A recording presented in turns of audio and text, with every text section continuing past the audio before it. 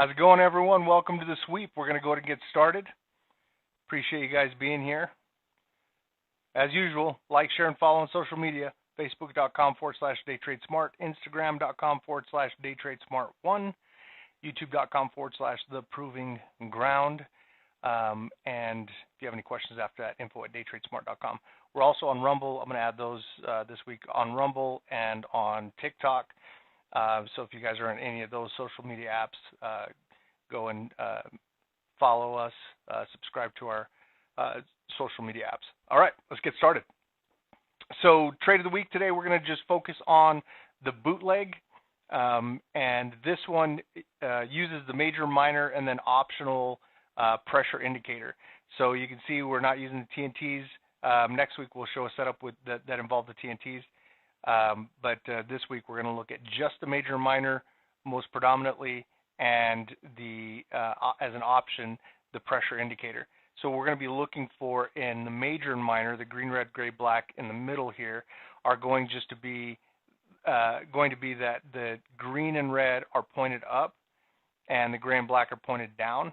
But we want them to cross in this way. A lot of times what will happen is we'll see the separation right here between major and minor where they've kind of separated a lot of times as a result of minors kind of making the move first. So minors kind of move up the channel first, followed by majors, and then somewhere in that process minors change direction, start pointing down, and then majors continue to point up. And so we get this kind of X pattern, which is why early on my traders decided to name it the bootleg because of this X pattern right here. And bootleg just after, like, you know, the 3 X's that you get when you're drinking some moonshine. And it's Friday, so, you know, have at it. So when we're looking for a buy, then majors are going to be pointed up, and that'll be a long trade. And then when we're looking for a sell, we get that same kind of X pattern with that separation right there, and majors are pointed down, and then we short with the majors. So let's look at some examples of that. Again, as usual, what we're going to do is we want to be able to accomplish 3 things.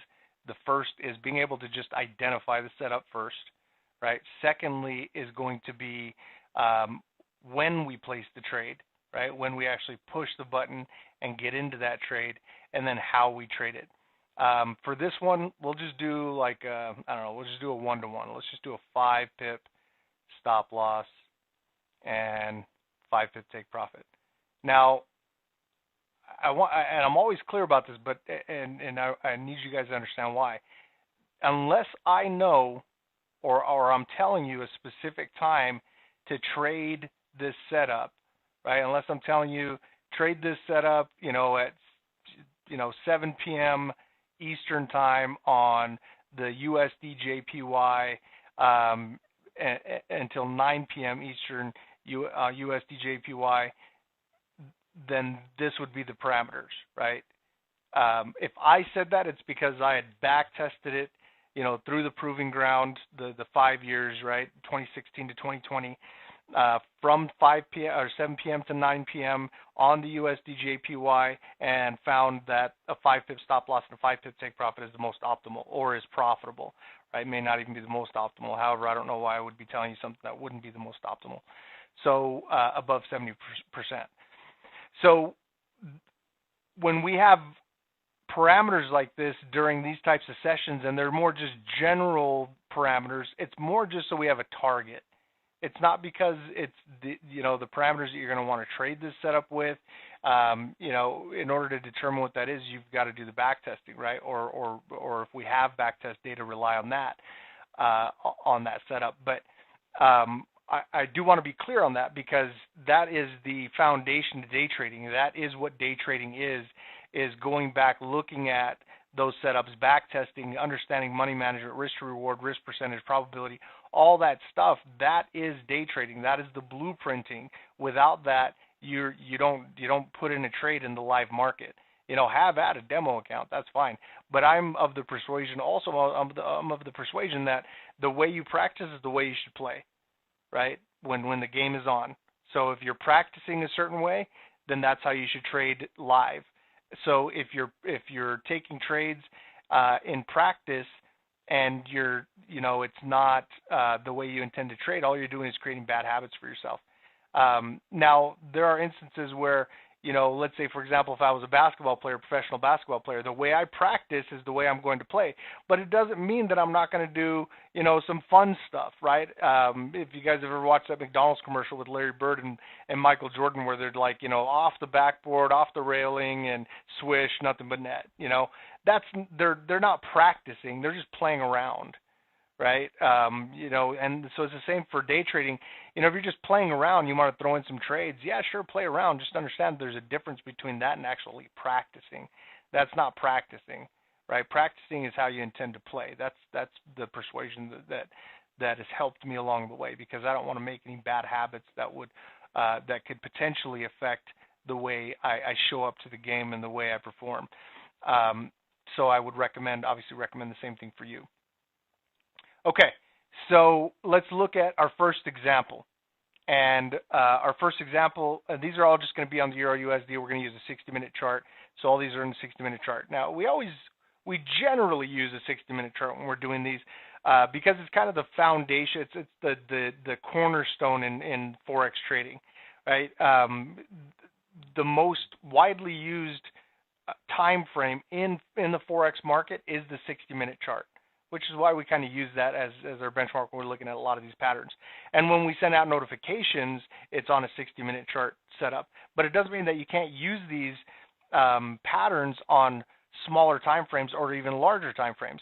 And just like anything else, you just back test it and let the data tell you what you should do. Let's say you're using this setup on a one-day chart, for a specific currency pair, but you find that you can actually get a pull in the opposite direction. Let's say where I said, this is indicating long, but you find that, for you, it actually works out better to just short it initially, catch that initial movement before it goes long, and that's what works really effectively for you, and that'll be really profitable.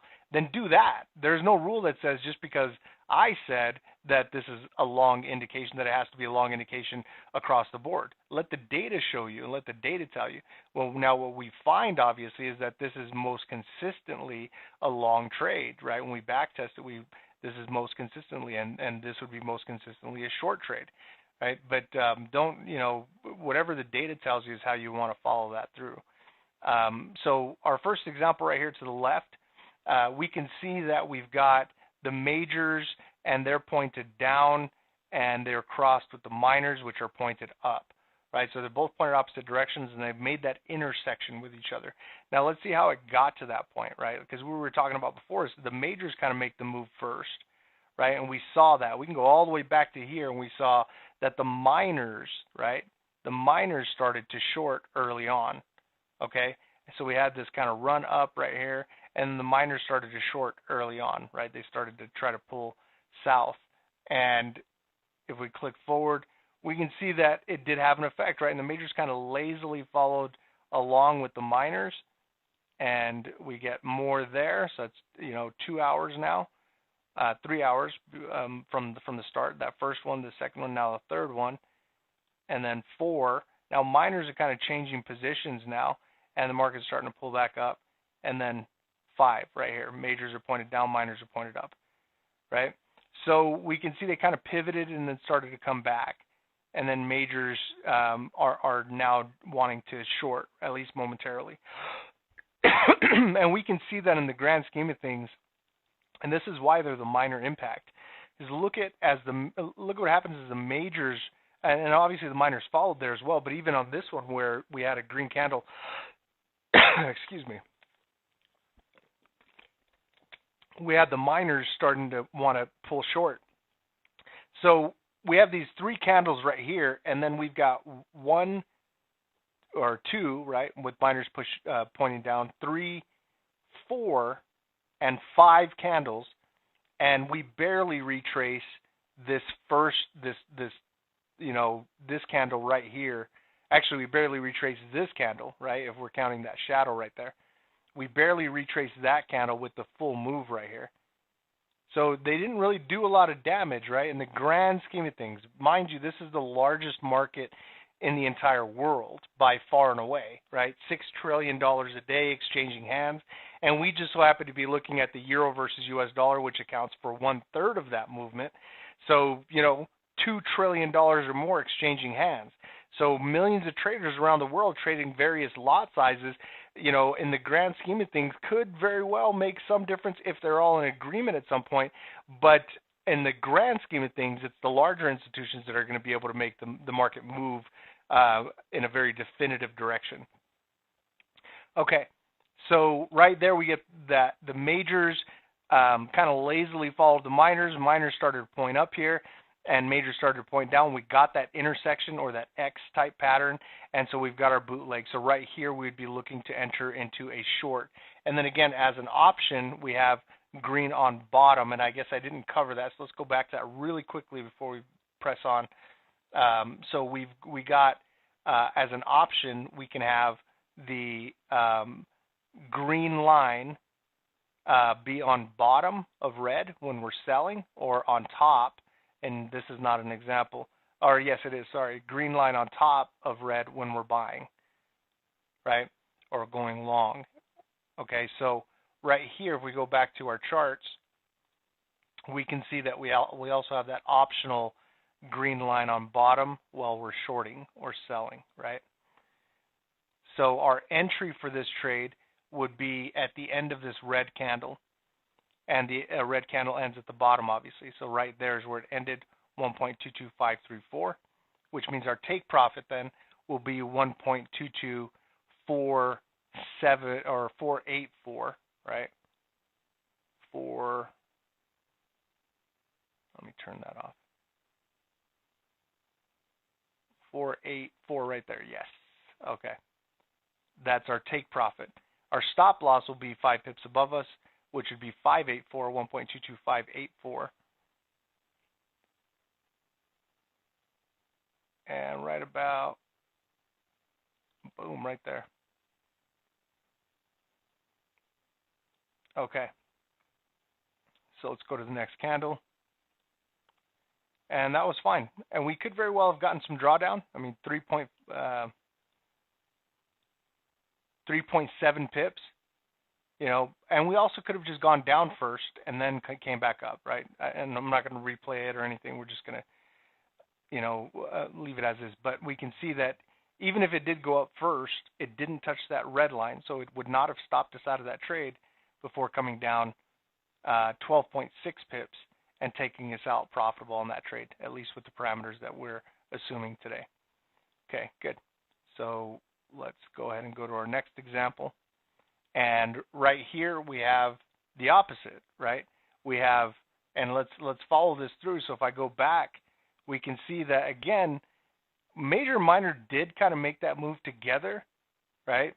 But you can see minors kind of pulled away and majors kind of waned off. Now, as that wick occurred, I'm certain that majors were up with minors, and then they kind of pulled back, and that's what caused that pullback right there, and for the market to digress, right?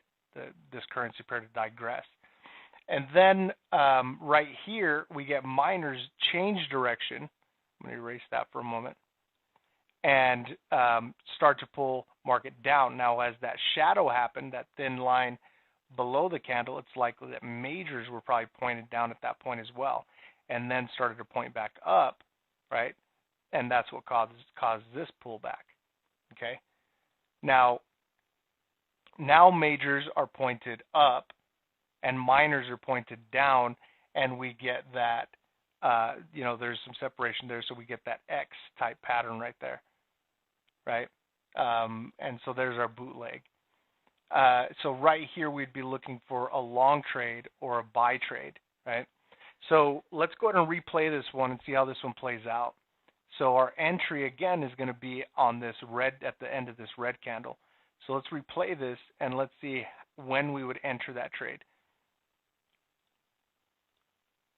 So let's go ahead and go here, and let's wait for that to load.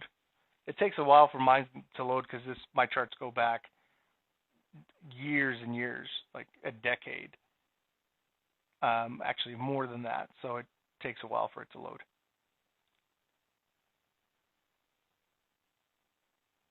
Okay. So when the candle first started, right there, when that first started, we don't have that X pattern yet, right? Gray is down, black is up. They're kind of hiccuped, right? Majors haven't intersected with them yet. So we don't have that bootleg pattern quite yet. We do have green on top, so that's that optional, right? But we've got that, so that's good. So let's fast forward and see when we actually get the setup. So I'm going to go, let's just go 200 times the speed so we don't blast past it.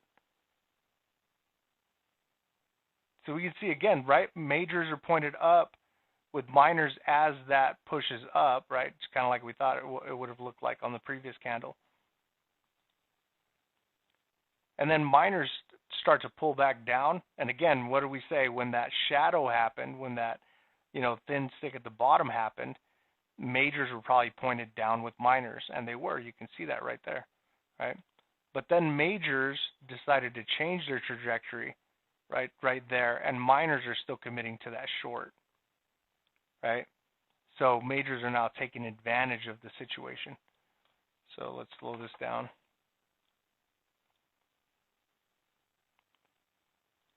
So 47 seconds. Now, although we had the pattern maybe 5 minutes in, or 4 minutes not in, but 4 minutes remaining, we would wait until the post, until the candle ends and all the parameters be present in order to execute. So we've got 47 seconds. Let's slow this down. 3, 20 seconds, 6 seconds. So now we've got our finger on the trigger, right?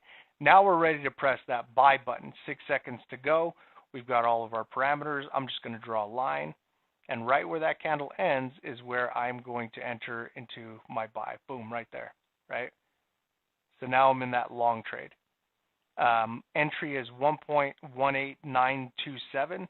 So take profit would be 1.18977.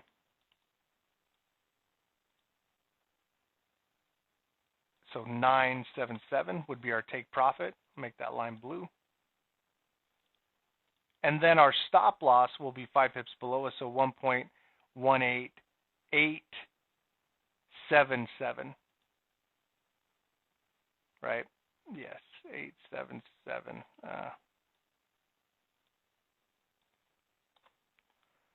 So just a recap on that for those of you guys that aren't familiar with how pips work.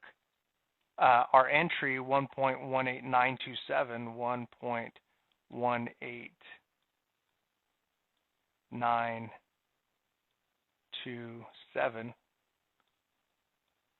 The second to last number, the 2, is the pip. The last number is a micro pip, and it takes 10 of those to make one regular pip. We prefer to trade on pips, not micro pips. So if I'm going to take 5 pips, then if I simply just look at, these numbers right here, 92 plus 5 is 97. 97. And then I'll just carry up the other numbers. This last 7, put that up there. The 8, the 1.1. So it's 1.18977. 1.18977. And then stop loss, if we're minusing 5, 92 minus 5 is 87, right? So 87. And there's 8 right there. Bring that 8 down, that 1.1. So 1.18877, 1.18877. There you go. So it doesn't have to be complicated, right? Okay. So we can see that we're getting some play back and forth here, right? And by the way, when you're trading and you look in your demo account or your live account, well, demo account if you haven't figured this out yet, but as that trade goes below your entry, you'll notice that you have a negative number showing up for that trade. You have not lost that amount unless you manually close that trade when it's at a loss or you hit your stop loss. It's just in play. So as it fluctuates down and up, you haven't lost that trade until it hits one of your exits, your take profit or your stop loss, or you manually close it. The only other way it'll do that is if you get what's called margin called. So you have too much leverage in and the broker will not let you get to absolute zero. So once you hit your margin requirement is at zero, then it'll remove you from that trade at whatever the loss is at that point. That's called being margin called, and we've talked about that on other sessions. Okay, so we're about 3 minutes and 20 seconds roughly into this candle, 15 seconds into this candle. We still haven't finished our trade, and this is just a testament to, for example, if it finishes right now, it doesn't have to take an hour just because it's on a 60-minute chart. It doesn't have to take a whole hour to fill. It could fill in the first couple seconds. It could take more than an hour, right? But there's no time requirement. There's no time limit as to how long it will take to fill, right? It'll just, when it gets to one of those levels is when it'll finish, right? However long that may take. Okay, so let's go ahead and speed this up a little bit. Here we go. Let's get through it just to make sure. That's good enough. Good.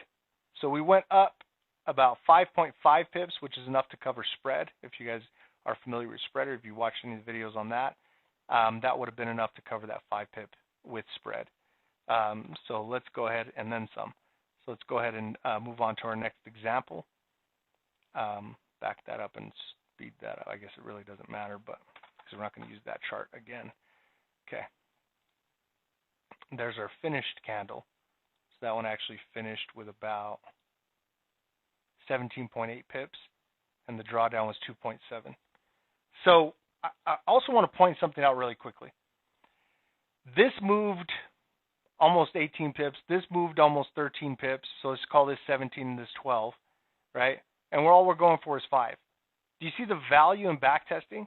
If these are the times that we're trading, and generally we're going to be able to get more than double what we're speculating here, right? With maybe the same drawdown. What if we could get a 5 pip stop loss and a 10 pip take profit, right? Because this is a 1-to-1 risk to reward ratio.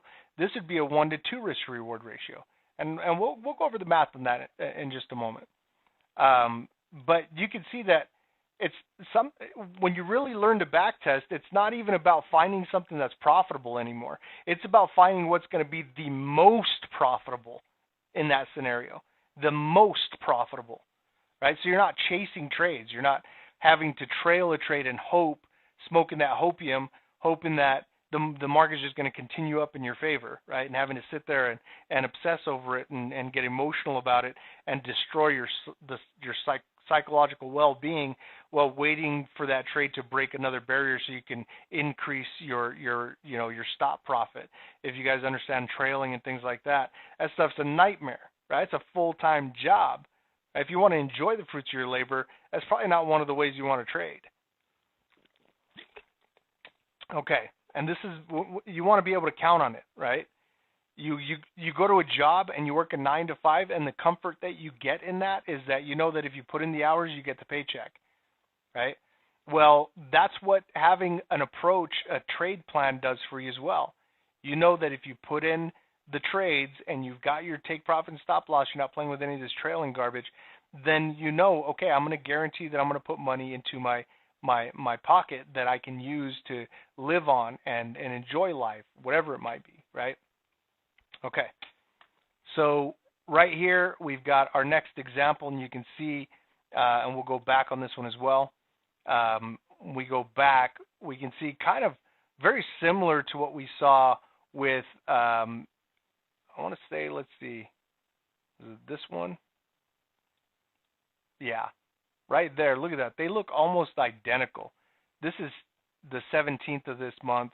This is the 22nd of this month, just so you know we're not looking at the exact same thing. Prices are different, you can see that. But look, they look almost identical, right?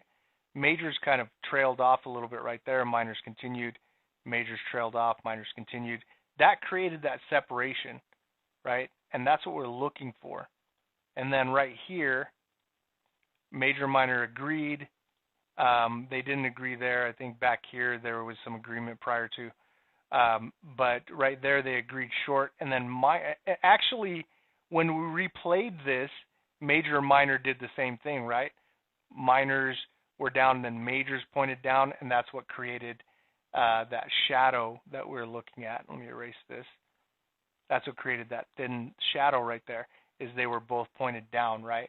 And then majors started to point back up. So this is a common occurrence for majors. What they're trying to do here is shake the minors. It's a zero-sum market, right? And so if they can get the minors to commit to one direction, then they can start pulling the other direction. And a lot of ways that they do that are with stuff that they've taught the minors, right? Price action. This is price action right here. And if you guys have watched any of the videos on, day trading for beginners on our YouTube channel, you'll see that this is actually indicating price action short, right? This is indicating price action sideways. So you can see right there, I mean, just in these few candles you can see, and this would actually be indicating price action short. And so that one was wrong, that one was wrong, that one was wrong, and we know that this one was wrong, right? So 50% of the time, that's why we don't use price action. It's garbage. It's garbage, okay? So right here then, we saw that they had that minor agreement, and right here we have that agreement as well, major and minor agree, and then minors continue to push down and majors start to push up, right? And so right here, probably not right there, right? That was barely anything. Let's see, 9 micropips, 1.7 to the short side, very small movement. And we see it's probably a low volume time, right? So right here, there we go. See, what did that move up? 5.6. So then we get that move to the long side that we're looking for to bank our profit. Okay. Right here, another short or sell. This one's not as clean. We can see that it's barely crossed. Ideally, we like to see those full extensions, so it makes that cross. So they're barely crossed right there. And we actually don't have the optional pressure indication green on bottom for this one. This one we did have the optional, green was on top when we were buying. This one we do not, and green is on top and we're selling. Ideally, we'd like to see it on bottom of red as we're shorting, right? So right here we don't have the optional, however we do have the pattern. And so right here, and again, if we follow this back, we can kind of see that same sequence that we've been seeing, where the minors start to pick a different direction. Right there, minors are pointed short, majors are pointed up, and then minors continue to point short, majors point up, and then, and by the way, that would also be a bootleg. I don't know why I didn't mark it, but you can see that separation, majors up, minors down, so we got that cross, right? And then we'd go for a buy. Oh, you know what? I think I know why, because I wanted to get another short example. So this one was short, this one was long, long, and short, long. Otherwise, we would have only had one example of a short or a sell. Okay. So right here, major and minor pointed up. We see that separation again, and then majors start to point down, and minors continue to point up, and we get that intersection. We don't have the optional pressure. We're looking for a sell or a short trade right there. And that one goes 15.5. And then majors at one point, as that shadow was occurring, I'm certain of it, majors were pointed down with minors. And then they saw their opportunity again, right? And they said, okay, minors, you can keep on selling. We're going to pull the market back up. So they took advantage of minors again. And we're able to pick that up with these indicators, which is why they work so effectively. Okay. And that was, 15.5. Okay, good. Right here, our last example, we've got, so let's follow this back. Let's click back a few candles. We can see, again, similar to what we were seeing in these two examples over here, where they're green, but majors start to pull back, right? Green's on bottom right now, but it'll probably pop on top of red, thought so. And then, but they're still kind of pulling back, right? It's creating that separation, that deviation between major and minor. And then, again, we kind of get that fold back, which a lot of times you can see that majors do that because they've taught miners, millions of traders around the world, right? You've got price action now. The red candle, the bottom is lower than the low, the high is lower than the high. So miners are going to commit to a short on the next candle. And majors are going to use the fact that they know that the miners are going to pull some stuff like that to pull the market in the other direction, right? So right here, we get that. Let me erase that, right? And we do get some long. It does kind of settle in a red candle, and then we move up. Now, when we get an abrupt change in movement, notice right here, miners cross right there. And then they cross back up right there. That's not because they said, whoops, made a mistake, it's time to go long. It's because they remained in that trade, and the majors pushing up like this broke their backs and they got stopped out, and that's why those lines start to point up. When the majors do that, like this over here, they're pointed down right there, and then they point up. That's on purpose. Majors did that on purpose. Miners, when they snap in a different direction after committing to the opposite direction, it's because they got stopped out, and we can see that play out in the market. Because if you guys are watching any of those other videos, we talk about it like a scale, right? And when that scale is too far in one direction, we have to offset. The majors have to offset the balance, and when that balance is offset, they use the miners to do that, and then they take them the other direction. And so as the miners get stopped out, all that counterbalance that used to be there, holding the market, from going, moving more, is stopped out. So all those trades get removed from the market, and that profit goes to the majors. And then the market then has more room to push up, at least momentarily, because there's less counterbalance, there's less counterweight, right? And a lot of times what we'll see is a pullback, and that's what happened right there, right? Because now there's no opposite trading happening, right? Miners were shorting, they got killed on those trades, and so now the lines are pointed up, but now there's no short trades in, or there's not enough to continue to buy. So then the market has to come back, right? So majors start releasing trades. We can see, do you see how our traders get to a point where they can start reading what the indicators are telling them like a story, and they're not just, they're no longer looking at lines and which direction the lines are pointed, but it's actually telling them a story, right? It's saying this is what is happening, this is how you should trade this scenario, right? And then we get to a point where we're not looking for patterns like we're identifying today. We're just reading the indicators. Patterns are like sight words when you're first learning to read, right? You're first learning to read and you see a word and you're told what the word is. You don't know how to sound it out. You didn't know what the word said prior to being shown that word, but you know what the word says now because I show you the word, right? I show you the word, it says they, and I said this is they, and then I show it to you again and again and again, and I tell you this is the word they, and now you know that word is they, and if I show you enough of those words, you can read a simple book, right? But that's how patterns are. Patterns are just me explaining to you something that's square peg, square hole, so that you can place a trade and be successful with it, as a building block to teaching you how to read the indicators, right? So then eventually I can tell you they is T-H-E-Y. T makes the sound. H makes the sound, right? So on and so forth and so on. And then after a while, you can just sound out words. And then eventually you can read very fluently, right? But fortunately, when you just see a sight word, if you see enough of those sight words, you can read a very simple book, right? So you can be successful at that. Well, in a very similar way, you can be successful with these indicators by just learning some of these patterns, like sight words. And some people prefer to stick with that and only that for the duration of their trading career.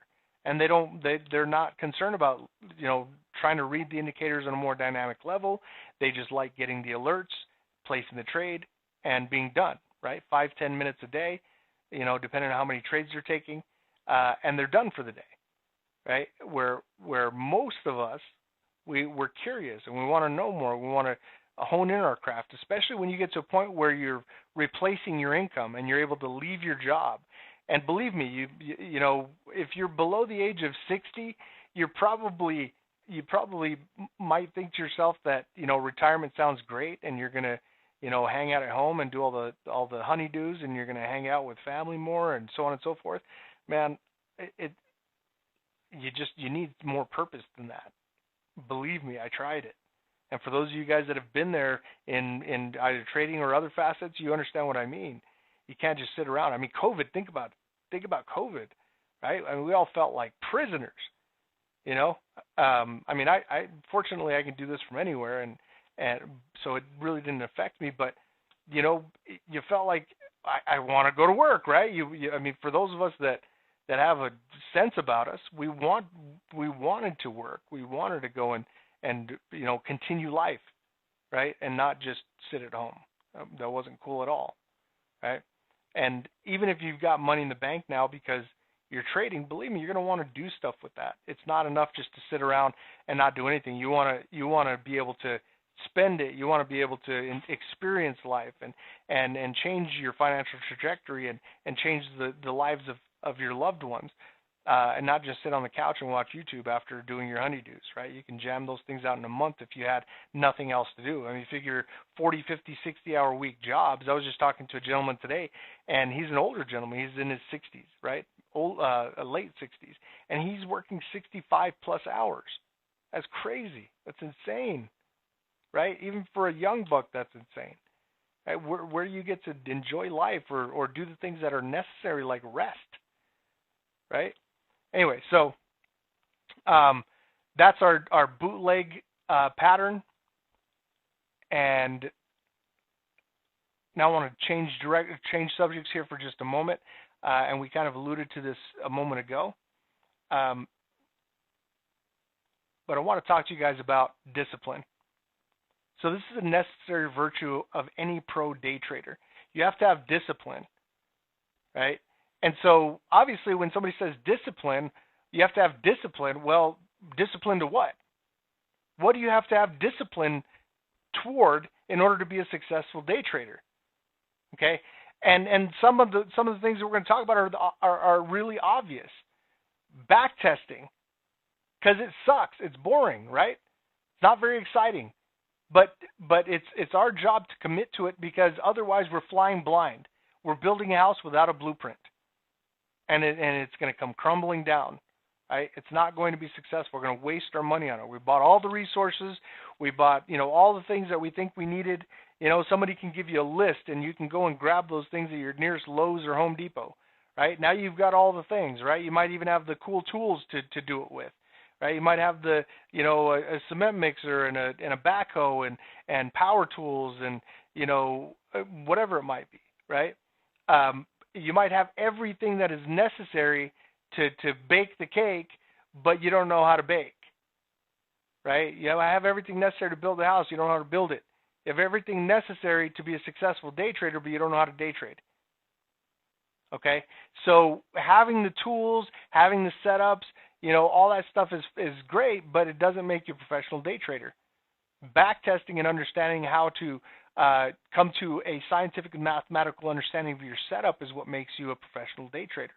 And then, and so you've got to be disciplined to backtesting, right? And then sticking to your trade plan. After you've backtested, then you know what your risk to reward is.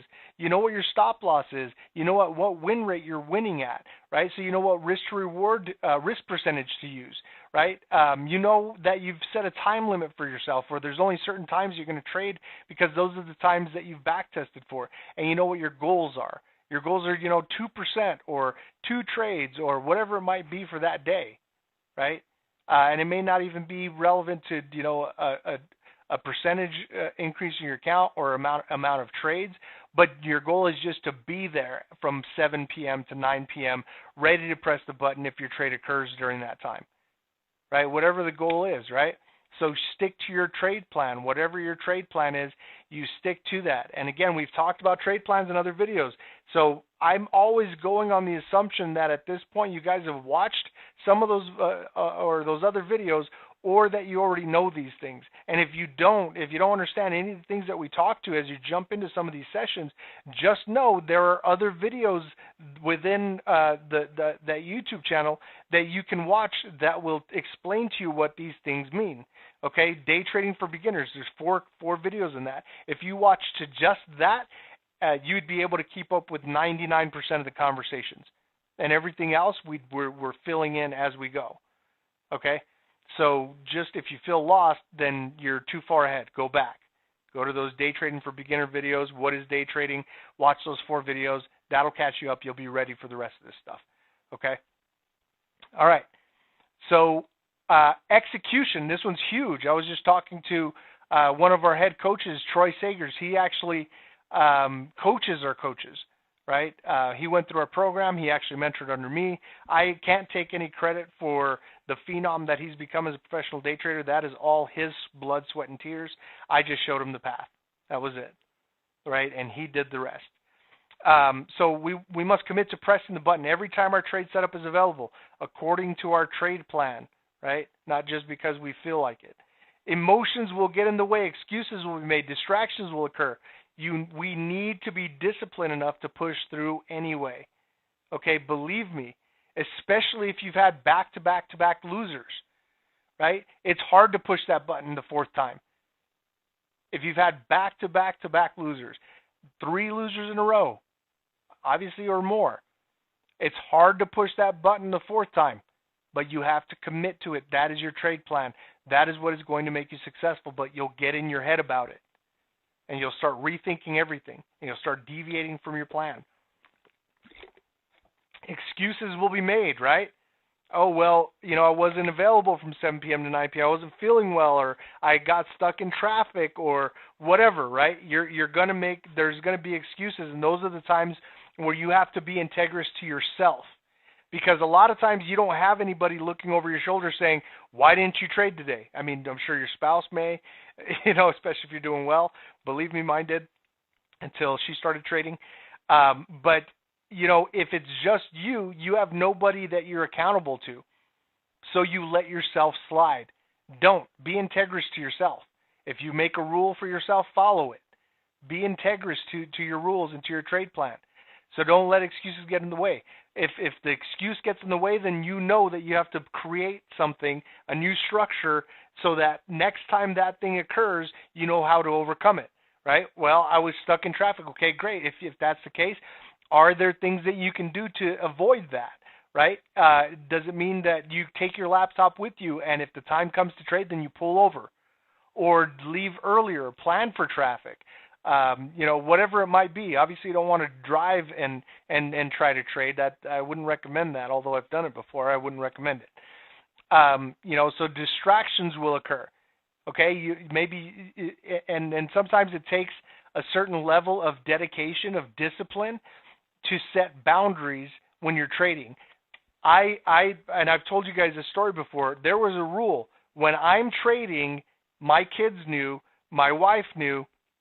You don't go and bother dad. You don't, I don't care, if you lost your shoes, or don't ask me if that dress looks good on you. I tell them, if the house is on fire, wait for it to get to my room, then come and tell me, right? I need full just focus, and distractions will occur, and they did for me. And I would freak out sometimes, and I would yell, and eventually I had to get to a point where I would just not freak out, but rather calmly say, look, we discussed this, I'm not available, but you're the only person that can answer this question. Well, ask me in 2 hours. Well, I understand, but this is the rule. You should have figured that out before, right? This is what I'm doing right now, and you're already taking away from it, so go, shut the door, lock it, don't knock on it. That's how serious I was. Maybe you don't have to be, that serious, but understand whatever that level is for you, you got to be disciplined to sticking to it.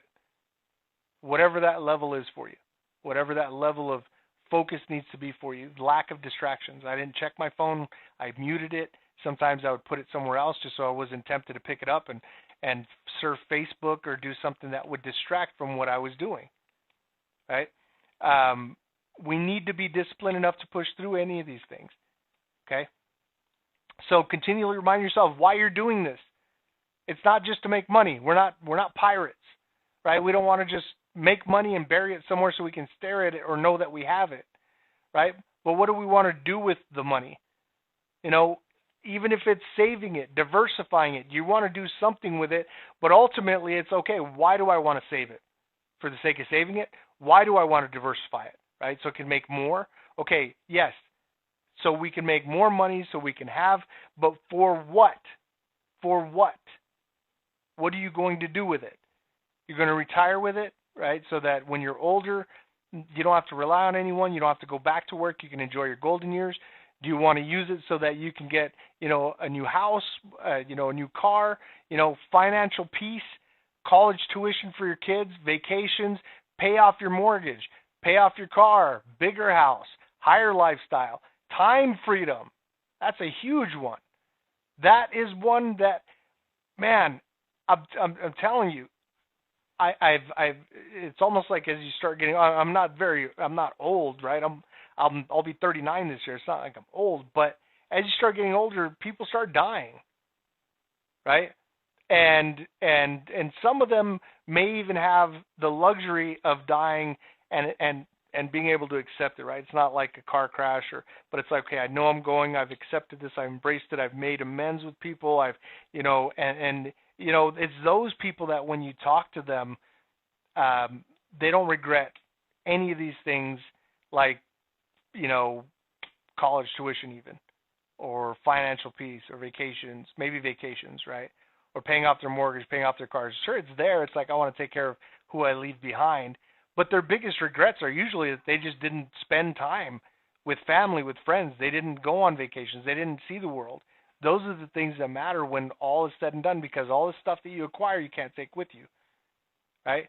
And so it really resonates with us when we look at it that way, because anything else that we do is going to require our time, right? If we want to go and make money and maybe we go to college and we want to become a doctor, or lawyer, or whatever, which, by the way, I'm not opposed to those things. I do teach my kids how to trade, but I want them to get an education, even if they don't pursue a career in that education. But I want them to get an education. I want them to have that higher learning. Right? And then they can do whatever they want, because once they're 18, it's on them. It's not my responsibility. Now it's theirs. And that's what being an adult is all about. Right? But, having the ability to do that is game changing. Right? It changes your perspective.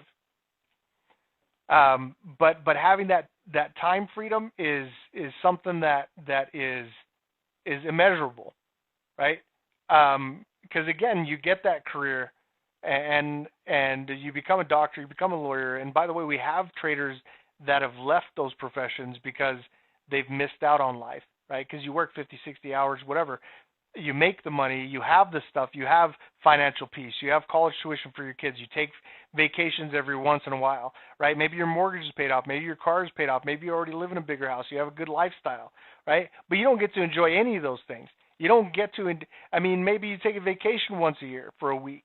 So besides that week, that's it. You don't get to enjoy any of the other stuff, right? You're barely home, so who cares if the house is paid for, right? You only use the car to drive to and from work. Doesn't matter how big your house is, you're never there, right? The lifestyle is not for you to live because you're at work. You have no time freedom, right? So it's a big one. Charity is another really huge one. Being a philanthropist, right? Getting to a point where you find joy in giving, not just of your money, but of your time, right? Because it's such a valuable thing. You start to realize that, man, I could give this valuable thing. I can give my time and my effort, my energy, or what I'm good at, and I can just give it away, right? Because I have an abundance of it, right? So there, just a retirement. And retirement doesn't have to happen at 65, 70 years old. Okay, you can retire, day trading.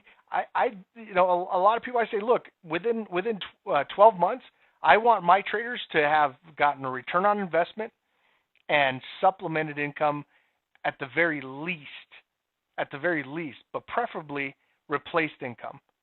And some of those steps come all at once, right? Sometimes you get an ROI and you get a supplement of income simultaneously.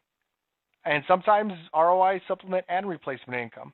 And it's different for each person. Some people that come to us, they're making $500K, right? So it'll take them a year and a half to replace that income, or 2 years, right? Other people are making $25K, and it'll take them, 8 months, maybe a year to get to a place where they're replacing that income.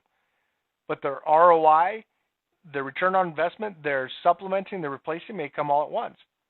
Right? And everyone's different. Everyone comes up to that level, at their own speed.